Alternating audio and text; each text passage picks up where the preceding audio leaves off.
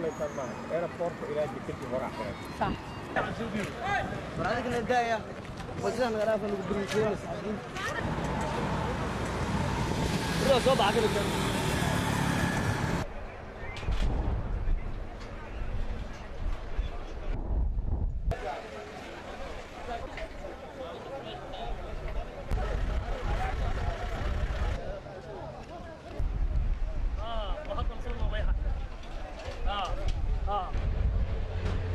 asaga oo ra'iisul wasaaraha ilmihiisii xaaskiisii inta soo kaxaystay muqdisho ka soo degay